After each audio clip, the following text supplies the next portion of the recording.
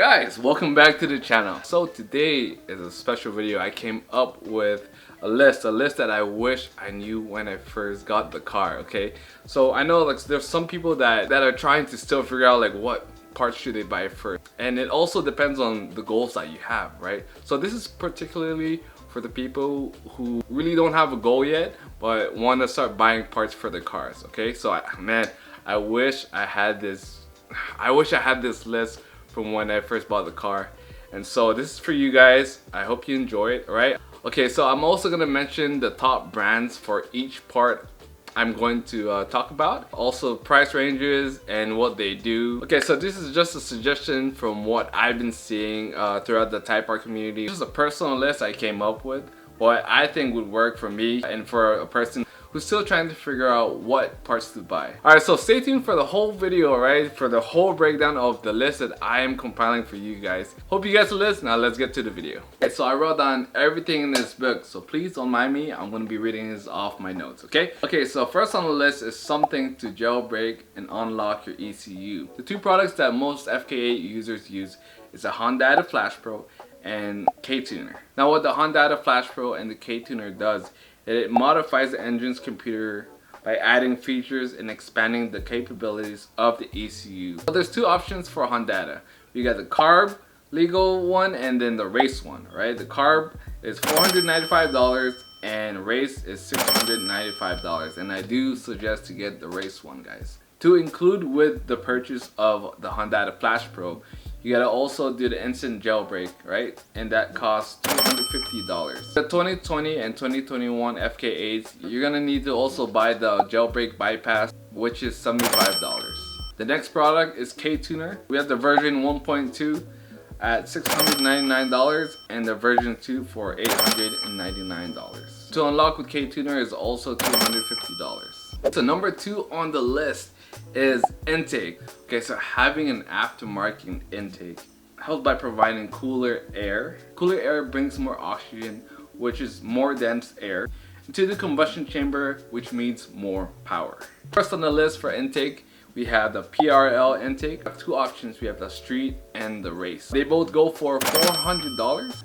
The next one on the list is the Mishimoto race intake. Mishimoto came up with an intake before, but it didn't really help with heat soak. So they came up with another one, and the Mishimoto race intake is $550.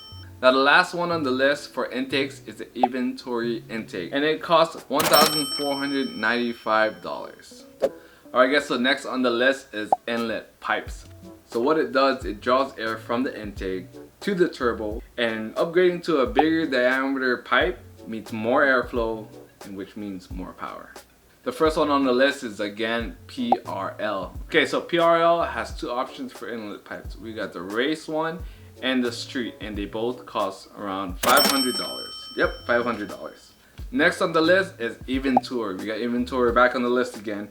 So Inventory inlet pipe is the only inlet pipe that I know right now for the FK8 that is full carbon fiber. If you're interested in the carbon fiber option, I would go for Inventory, and that will cost $765. Okay, so now the last one on the list for inlet pipe is by Rampage. Okay, so what's cool about the Rampage inlet pipe is that it's not only titanium, but they also have a burnt titanium look.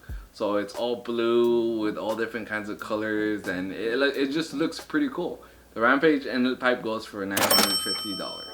Alright, so next on the list is intercooler. Okay, so upgrading to a better intercooler essentially increases the density of the air entering to the cylinders, creating more power. First on the list for intercooler, we got the Perrin intercooler, which costs around $585. Okay, so next on the list is the HKS intercooler, and it is $675. Now, HKS also comes with piping. Now, the option for piping will cost up to $855. Alright, now grade 1 on the list is the PRL intercooler, which is $680. Okay, last but not least on the intercooler list, we got the Mishimoto intercooler with piping. That costs $1,171. Okay, so next on the list of parts you should buy are charge pipes. Now what does charge pipes do? Charge pipes helps with heat soak reduction, replaces factory rubber hoses with high temperature silicone, which handles high temps of the turbocharger much better and also smoother airflow. Now note to self, charge pipes aren't for all intercoolers. Some intercoolers have dedicated piping. So if you're running an intercooler like PRL or HKS without piping, you can install charge pipes. So I only have one on the list for charge pipes, and that is PRL charge pipes, which will run you $320. Okay guys, so downpipes. Downpipes is next on the list. Upgrading to an increased diameter downpipe allows greater space for a faster turbo spin, which decreases turbo lag and generates more spool. Okay, so for downpipes, you have two options. You have catless and catted. So the brands on the list for downpipes I'm going to be listing down will only be catted because they don't make catless downpipes anymore. So on the first list we got the PRL catted downpipe, which is $530. Next on the list we got RV6 catted downpipe for $550 to $600. Now if you're interested in buying a used catless downpipe, you can find PRL and RV6 for around like $400. So last on the list for parts you should buy is a full exhaust. So now this all depends. If you're not happy with how your car sounds from factory, then this could be your number one. But from the list I created today, this should be the last one, only because adding all these parts that I mentioned on the list first will essentially make your car louder, especially upgrading the downpipe.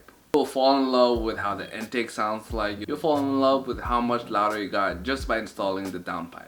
And so this is why the full exhaust is the last one on the list. So full exhaust system, what does it do? The full exhaust system allows for a much quicker, more efficient path for the exhaust gases to escape. So pretty much better flow, better power, right?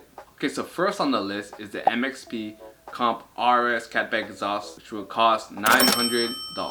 Second on the list is the HKS Legimax, which will cost you around $1,000. Okay, so last but not least, and it's only because I have it on my car, is the Rimes exhaust system, which costs around $2,500 to $2,700. If you do get the Rimes and you want the full exhaust system, you have to buy the front pipe separately, which is around $400. Now, where to buy these parts? I personally know two company owners who also drive Type Rs, and they have their own website. We have VPR Motorsports and New Type, and their link is going to be down below in the description. Alright, so that is it for the list, guys. Now, like I said, it all depends on your goals, right? So if your goal is to, say, track the car, or if your goal is just to hit 400 horsepower, you don't need to go buy this list. For example, if you want to hit 400 horsepower easily, you can do something like a full turbo kit and a tune. You can also do a fuel system upgrade with a tune and you'll hit 400 horsepower like nothing. So yeah, it just all depends on what your goal is. Now, if you guys like this kind of content and you like this kind of stuff and you want me to make more videos like this, let me know. Comment down below and let me know what you think, and yeah, I'll probably make some more. Hopefully this video helps you guys kind of have an idea of what you want to buy first for your car. If you guys have your own list on what you should buy first, feel free to comment down below. List it there so everybody can see it. I would love to read it and what you guys come up with. Alright guys, thank you so much. Please subscribe and I'll see you guys next time.